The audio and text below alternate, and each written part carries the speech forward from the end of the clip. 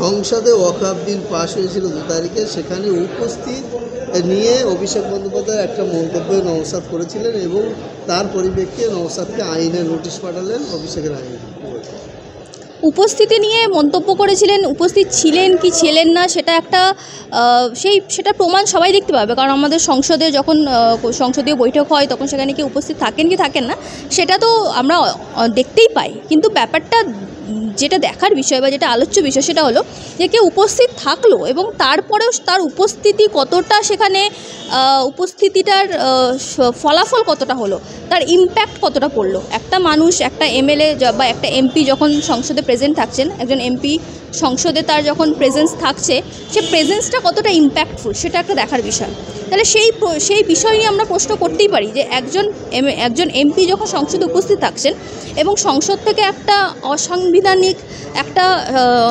অসাংবিধানিক ভারতবর্ষের যেই সমান অধিকার প্রত্যেকটা মানুষের, সেই অধিকারের বিরুদ্ধে গিয়ে ভারতবর্ষে আর্টিকেল 14-এর এগেনস্টে গিয়ে, আর্টিকেল 21-এর এগেনস্টে গিয়ে বা আমাদের কনস্টিটিউশনাল যে রিলিজিয়াস রাইট তার এগেনস্টে গিয়ে যখন কোনো একটা আইন আসছে বা কোনো একটা অ্যাক্ট আসছে বা তার প্রস্তাব রাখা হচ্ছে যখন সেটা বিল হিসাবে, তখন একজন এমপি সেখানে প্রেজেন্ট থেকে বা এমন একজন দলের এমপি যারা তথাকথিতভাবে সামনে থেকে বিজেপির মতো বা আমাদের কেন্দ্রের শাসক দল বা যে কোনো দল যারা অসাংবিধানিক কথা বলে সেই দলের সামনাসামনি বিরোধিতা করে, সেখানে উপস্থিত থেকে কোনো বক্তব্য না রাখে, সেখানে উপস্থিত থেকে যদি তার বিরোধিতা না করে, সেখানে উপস্থিত থেকে যদি সেই রকম আইনের বিরোধিতায় কিছু যদি না বলে, তাহলে সেই উপস্থিতির কোনো মানেই হয় না। সেই উপস্থিত থাকা অনুপস্থিত থাকা সেখানে একই বিষয় হয়ে দাঁড়ায়। এবং ব্যাপারটা হলো যে ভারতবর্ষের বুকে যখন এরকম একটা আইন পাস হচ্ছে যেটা নিয়ে ভারতবর্ষের সংবিধানকে প্রশ্ন করা হচ্ছে, যেটা নিয়ে ভারতবর্ষের সংবিধানের অস্তিত্ব কোথাও গিয়ে সংকটে চলে আসছে, সংখ্যালঘুদের অস্তিত্ব কোথাও গিয়ে সংকটে চলে আসছে, প্রত্যেকটা সংখ্যালঘু মানুষের যে ধর্ম পালন করা যে অধিকার সংবিধানে দেওয়া হয়েছে, শুধুমাত্র সংখ্যালঘু না, প্রত্যেকটা সাধারণ মানুষের যে ধর্ম পালনের যে অধিকার, কারণ কোথাও একটা গিয়ে এই রকমের আইনগুলো আজকে সংখ্যালঘুদের বিরুদ্ধে কাজ করছে, এর পরে কোথাও একটা গিয়ে সংখ্যাগরিষ্ঠদের বিরুদ্ধেও কাজ করতে পারে।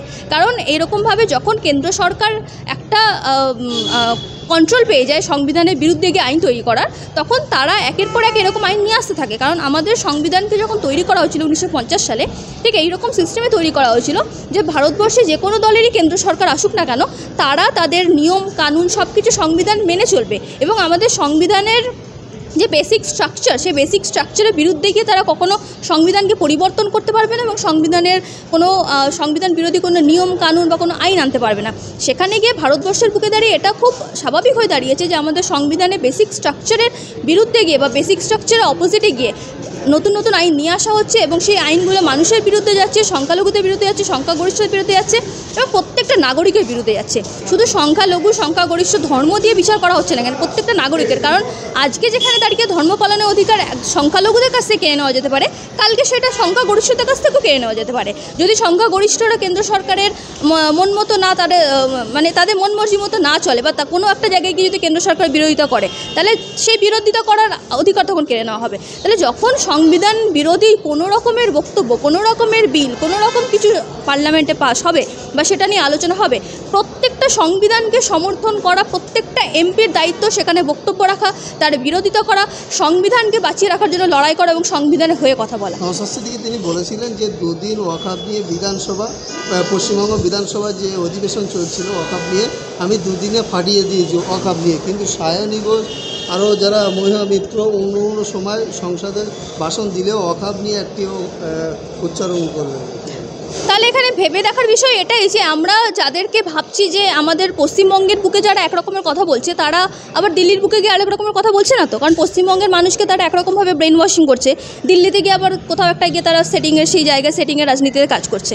তাহলে আমাদের বোঝা দরকার এখানে যে পশ্চিমবঙ্গের মানুষ যাদেরকে রক্ষক ভাবছে, পশ্চিমবঙ্গের মানুষ যেই জায়গায় ভাবছে যে আমাদেরকে সুরক্ষা দেওয়ার জন্য, পশ্চিমবঙ্গের সংখ্যালঘু মানুষকে ব্রেন ওয়াশ করাচ্ছে যেভাবে, যে আমাদেরকে সুরক্ষা দেওয়ার জন্য যে সরকার কাজ করছে, কোথাও একটা গিয়ে সেই সরকার কেন্দ্র সরকারের সাথে মিলেমিশে কোথাও একটা গিয়ে সেই রকমের পরিস্থিতি তৈরি করে দিচ্ছে না তো, যে যেখানে গিয়ে মানুষের অধিকার কেড়ে নেওয়া হচ্ছে, মানুষের সাংবিধানিক অধিকার কেড়ে নেওয়া হচ্ছে, কোথাও একটা গিয়ে শুধুমাত্র রাজনৈতিক ফলাফলের উপর গুরুত্ব দিয়ে মানুষকে তার নাগরিক অধিকার থেকে বঞ্চিত করা হচ্ছে না তো। এটা পশ্চিমবঙ্গের সংখ্যালঘু মানুষদের সত্যি ভেবে দেখা দরকার। এই যে এই নওশাদের বিরুদ্ধে যে আইনি নোটিশের পরে সোশ্যাল মিডিয়ায় একটা ঝড় উঠছে, সবাই দাবি করছেন যে কিছুদিন আগে শুভেন্দু অধিকারী তিনি বিধানসভায় বলেছিলেন যে মুসলিম বিধায়কদেরকে চ্যান তোলা করে ফেলা হবে। তার বিরুদ্ধে কিন্তু অভিষেক বা তৃণমূলের কোনো ব্যবস্থা নেয়নি, কিন্তু নবসাদের একটা মন্তব্যের জন্য এই সময় তার বিরুদ্ধে আইনি নোটিশ। তাহলে কোথাও একটা গিয়ে মানুষের কাছে আস্তে আস্তে সেটিং রাজনীতি হয়তো মানুষের চোখের সামনে চলে আসে। এই সেটিং রাজনীতির বিরুদ্ধে মানুষকে এবারে ভাবা উচিত, মানুষকে আগামী নির্বাচনে ভাবা উচিত যে সেটিং রাজনীতিটাই কোথাও একটা গিয়ে আমাদের ধর্মীয় মেরুকরণ করে দিচ্ছে না তো। কোথাও একটা গিয়ে দুই দলের লাভজনক যাতে ভোটের রেজাল্ট হয়, কোথাও একটা গিয়ে যাতে দুই দল ভোটাভুটিতে নিজেদের মধ্যে লাভের অঙ্কটা বা লাভের হিসাবটা ঠিকঠাকভাবে কষে নিতে পারে, সেই জায়গায় গিয়ে শুধুমাত্র এই বক্তব্যগুলো রাখা হচ্ছে না তো। এই বিষয়গুলো আমাদের সাধারণ মানুষদের খুব ভেবে দেখা দরকার, কারণ এই বিষয়গুলোর ওপর দৃষ্টিপাত করতে হবে। কারণ পশ্চিমবঙ্গের বর্তমান যে সমসাময়িক পরিস্থিতি, সেই পরিস্থিতিতে দাঁড়িয়ে যে যেই রকমের বক্তব্য রাখা হচ্ছে, মানুষের মধ্যে উত্তেজনা সৃষ্টি করছে, মানুষের মধ্যে হিংসা, মানুষের মধ্যে সাম্প্রদায়িক দাঙ্গা, মানুষের মধ্যে যে কয়েকদিন আগে আমরা ঈদ আর রামনবমীকে কেন্দ্র করে দেখতে পেলাম যে মানুষকে ইচ্ছা করে মানুষকে দাঙ্গার প্রতি মানুষকে নামিয়ে দেওয়া হচ্ছে, যাতে মানুষ ইচ্ছে করে রাস্তায় নেমে দাঙ্গা করে, ধর্মে ধর্মে যাতে লড়াই হয়, রামনবমী ঈদের দিন যাতে হিন্দু সম্প্রদায়ের মানুষরা ঈদের সম্প্রীতি নষ্ট করে, রামনবমীর দিন যাতে মুসলিম সম্প্রদায়ের লোকেরা রামনবমী সম্প্রীতি নষ্ট করে, তাহলে সেখানে গিয়ে এই রকমের রাজনীতি ইচ্ছে করে কেন করিয়ে দেওয়া হচ্ছে পশ্চিমবঙ্গের বুকে ঠিক 26-এর বিধানসভা ভোটের আগে?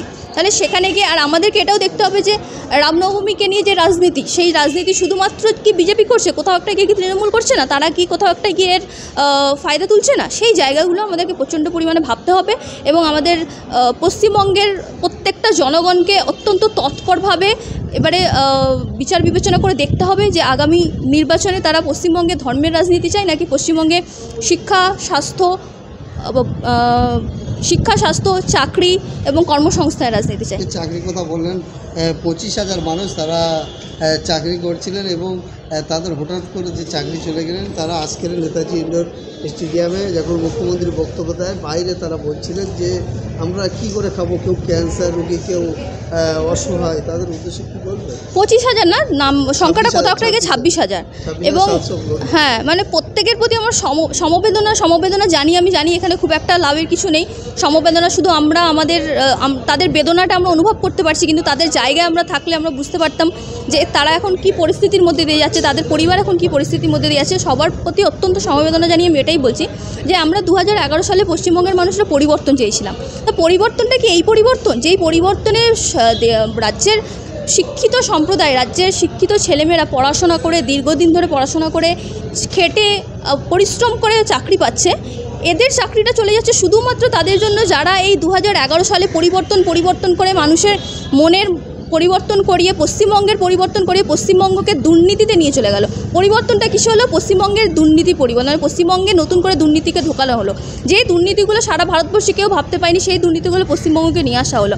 পশ্চিমবঙ্গের যারা এমএলএ, নেতা, মন্ত্রী, তাদের বাড়ির নিচে কারি টাকা পাওয়া গেল। তাহলে এই পরিবর্তন আমাদেরকে বোঝানো হয়েছিল এবং পশ্চিমবঙ্গের মানুষ ভুল পরিবর্তন ভেবে এদেরকে ক্ষমতায় নিয়ে এসছে এবং পরিবর্তন এরা নিয়ে এসছে, দুর্নীতির পরিবর্তন, টাকা চুরির পরিবর্তন, চাল চুরির পরিবর্তন, নানা রকমের। একটা নেতা মন্ত্রী কত রকমভাবে দুর্নীতি করতে পারে তার উদাহরণ এই পশ্চিমবঙ্গ সরকার দেখিয়ে দিচ্ছে। তাহলে 2011 সালের পর থেকে বিভিন্ন রকমের দুর্নীতি, এবং সবথেকে লজ্জাজনক দুর্নীতি এই এসএসসি দুর্নীতি, যার জন্য আমাদের 26,000 ছেলেমেয়ের চাকরি গেল। এবং তাদের জন্য আমি জানি না পশ্চিমবঙ্গ সরকারের কোনো কিছু উপায় করতে পারে কিনা। দায় অবশ্যই পশ্চিমবঙ্গ সরকারের দায়, পশ্চিমবঙ্গ সরকারের দায়, মুখ্যমন্ত্রী দায়, পশ্চিমবঙ্গের তৎকালীন শিক্ষামন্ত্রী দায়, এদেরকে দায় নিতে হবে। এদেরকে এই 26,000 ছেলেমেয়ের পাশে দাঁড়াতে হবে এবং যাদের পরিবার আগামী দিনে অভুক্ত থাকতে চলেছে তাদের পরিবারের পাশে দাঁড়াতে হবে।